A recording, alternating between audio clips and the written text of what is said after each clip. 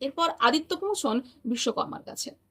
প্রাজ্ঞ বিশ্বকর্মা নিবেদন করলেন যে আপনার তেজ অতিরিক্ত প্রখর, যদি অনুমতি দেন আমি তাকে সংহত করতে পারি।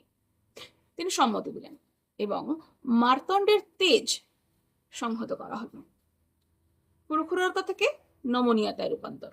সেদিন স্বয়ং প্রভাকর নিজের পত্নী প্রেমে ইগো নয়, ইমোশনকে বেছে নিয়েছিলেন। অন্যদিকে সংজ্ঞা অশ্বরূপ ধারণ করে উত্তরে পুরো দেশে বসবাস করছিলেন। সূর্যনারায়ণও অশ্বরূপ ধারণ করে তার সঙ্গে মিলিত হলেন এবং তাদের মিলন থেকে জন্ম নিল অশ্বিনী কুমারগণ, দেবতাদের চিকিৎসক।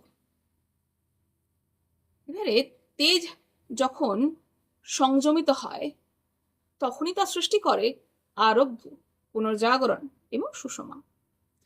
অতএব জ্ঞাতব্য যে আপনার জন্মকুণ্ডলিতে সূর্য কেবল একটি গ্রহ নন, he is your identity, your ego, your core. অসংযত অবস্থায় তিনি দহন করেন সম্পর্ক, মন, এমনকি আপনাকেও। কিন্তু সংযমে প্রতিষ্ঠিত হলে তিনি দিশা দেন, প্রাণ সঞ্চার করেন এবং আপনাকে স্বধর্মে প্রতিষ্ঠিত করেন।